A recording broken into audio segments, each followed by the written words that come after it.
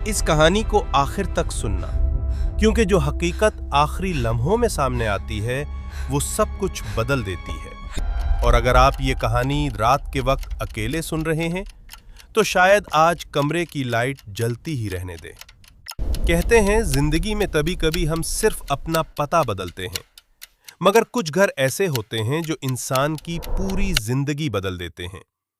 ये कहानी भी एक ऐसे ही घर की है जहां लोग रहने तो आए मगर फिर कभी वापस नहीं गए।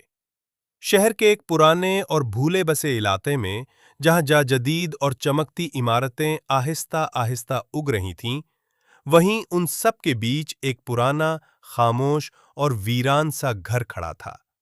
ऐसा लगता था जैसे वक्त उस घर पर आकर रुक गया हो। दीवारों पर जगह जगह से पेंट उखड़ा हुआ था, खिड़कियों के शीशे धुंधले और बेजान थे, और लोहे के गेट पर लगी घंटी यूं लगती थी जैसे बरसों से किसी ने उसे छुआ तक ना हो। इसी घर में एक दिन रिजवान अपनी फैमिली के साथ शिफ्ट हुआ। रिजवान एक प्राइवेट कंपनी में मुलाजमत करता था। सीधा सादा, हकीकत पसंद इंसान। इसकी बीवी आयशा नर्म मिजाज मगर हसास औरत थी, जो अक्सर छोटी बातों को भी दिल पर ले लेती थी। और उन दोनों की 17 साला बेटी सारा, खामोश, समझदार और अपनी उम्र से कुछ ज्यादा ही गहरी सोच रखने वाली लड़की। ये घर उन्हें इसलिए मिला क्योंकि इसका किराया हैरत अंगेज हद तक कम था। इतना कम कि आयशा को पहली नजर में ही कुछ ठीक महसूस न हुआ। इसने कई बार रिजवान से कहा, इतने अच्छे इलाके में इतना सस्ता घर, कुछ तो गड़बड़ है। मगर रिजवान हंसकर टाल देता। जब मालिक मकान ने उन्हें चाबी दी तो उसकी आंखों में अजीब सी संजीदगी थी। इसने सिर्फ एक जुमला कहा, बस रात को ज्यादा शोर मत किया करिएगा। आयशा ने कुछ पूछने के लिए मुंह खोला, मगर मालिक फौरन मुड़ गया और बगैर पीछे देखे वहां से चला गया। रिजवान ने हंसते हुए कहा, पुराने लोग होते ही अजीब हैं। पहली रात घर में अजीब सी खामोशी थी, ऐसी खामोशी जो कानों में शोर बनकर गूंजने लगती है। ऐसा महसूस हो रहा था जैसे दीवारें भी सांस रोककर किसी चीज का इंतजार कर रही हों।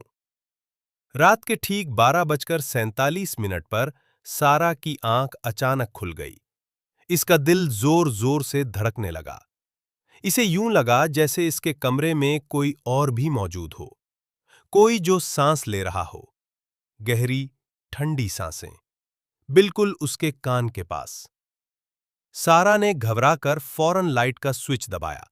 क्लिक, मगर लाइट नहीं जली। इसी लम्हे उसके कान के बिल्कुल पास एक धीमी भारी आवाज उभरी, तुम आ गए हो। सारा की चीख पूरे घर में गूंज गई। चंद ही सेकंड्स में आयशा और रिजवान दौड़ते हुए कमरे में पहुंचे। अब लाइट जल रही थी। कमरा बिल्कुल खाली था, ना कोई साया, ना कोई आवाज। आयशा ने सारा को मजबूती से गले लगा लिया। बेटा, शायद डरावना ख्वाब था। रिजवान ने भी यही कहा, मगर सारा खामोश रही। वो जानती थी ये ख्वाब नहीं था, और जो आवाज उसने सुनी थी वो उस घर का सबसे छोटा मसला थी। अगली सुबह आयशा किचन में नाश्ता बना रही थी कि अचानक मेन दरवाजा धीरे धीरे खुद ही खुलने लगा। ना बाहर हुआ थी, ना किसी के कदमों की आवाज। चंद लम्हों बाद दरवाजा खुद ही बंद हो गया। आयशा ने कांपते हाथों से लॉक चेक किया। सब ठीक था। इसने खुद को तसल्ली दी कि शायद वहम हो, मगर इस घर में वहम और हकीकत के बीच लकीर बहुत धुंधली थी। इसी शाम पड़ोस वाली आंटी मुस्कुराते हुए आयशा के पास आईं। आप लोग नए हो ना? आयशा ने हां में सर हिला दिया। आंटी ने आवाज